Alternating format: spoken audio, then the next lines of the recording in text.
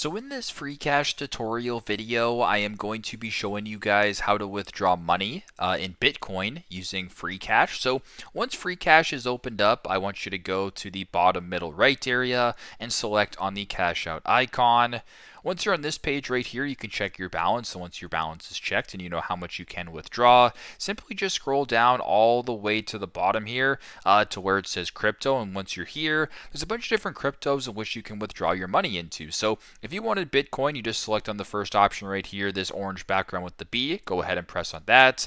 Then once you're on this screen right here, it'll show you the next steps here. So you can type in your Bitcoin address, the amount in Canadian dollars or USD, whatever currency you're in. It'll show you the amount of Bitcoin that you're going to be receiving. And if all looks good, go to the bottom, press withdraw, which will be lit up in this case to withdraw your money. So pretty simple, pretty straightforward. That's how you guys can withdraw money in Bitcoin here on Freecash. Thanks again for watching, and I hope this video helps.